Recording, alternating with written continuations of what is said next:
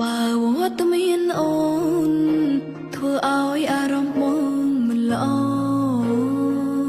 មានតែល្អអង្គក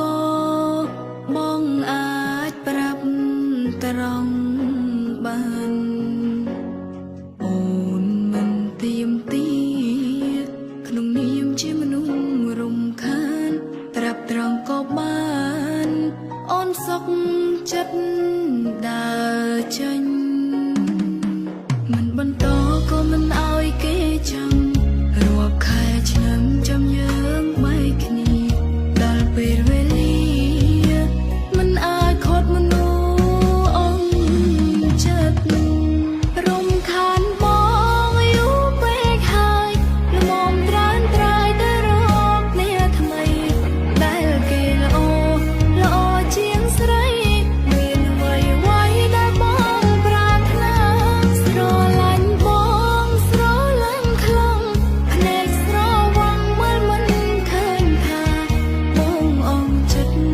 អស់ស្នេហាលែងត្រូវការអូនទៀតហើយ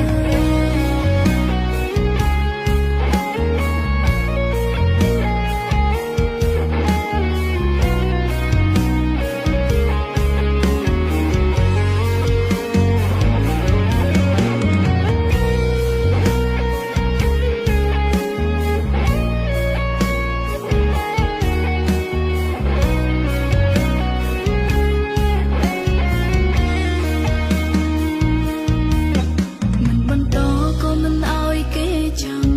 រាប់ខែឆ្នាំចាំយើងបែកគ្នាដល់ពេលវេលាមិនអាចខត់មនុស្សអងចិត្តរំខានបងយូរពេកហើយល្មមត្រានត្រាយទៅរកគ្នាថ្មីដែលគេល្អ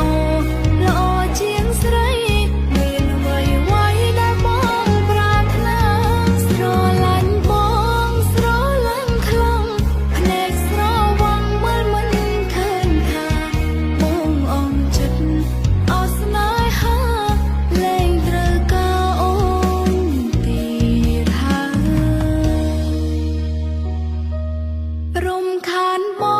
ងយូរពេកហើយល្មមត្រានត្រាយទៅរកគ្នាថ្មីដែលគេល្អល្អជាងស្រី